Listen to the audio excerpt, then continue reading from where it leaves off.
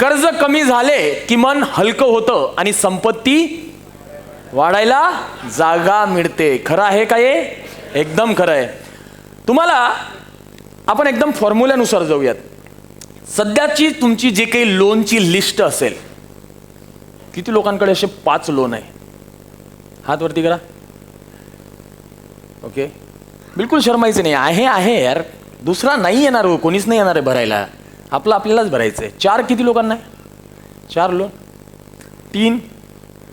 हा रेशो, आपल्या इथं लोनचा रेशो लय कमी झाला यार.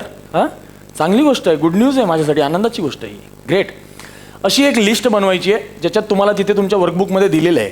ठीक आहे, कोणते कोणते लोन आहे तुमच्या सध्याची, त्याची यादी तयार करायची आहे आत्ताच्या आत्ता. ठीक आहे.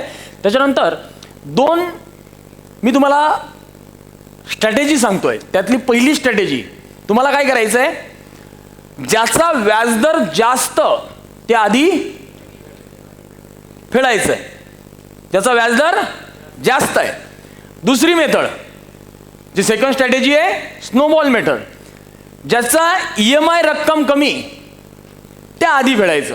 आता EMI रक्कम कमी किंवा कमी अमाऊंटचं लोन, ते तुम्ही असं कन्सिडर करू शकता. एक तर EMI रक्कम कमी म्हणजे कमी अमाऊंट असेल तर EMI कमीच असणार ना, तर ते सारखंच झालं. एक तर लोनची अमाऊंट कमी असणारं किंवा EMI कमी असणारं, किंवा पहिली स्ट्रॅटेजी सांगितली, ज्याचा व्याजदर जास्त ते आधी फेडा.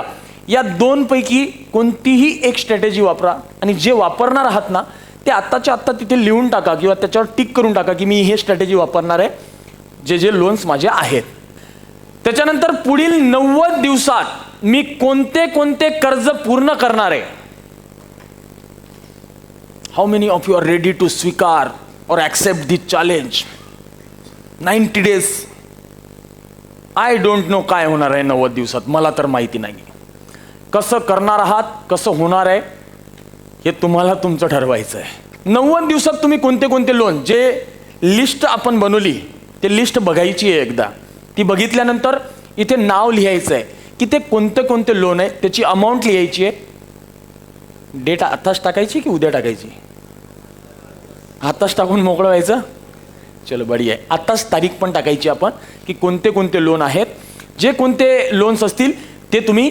आणि जर करणार असाल तर लिहा, क्लिअरिटी असेल तर लिहा, अदरवाईज लिहू नका.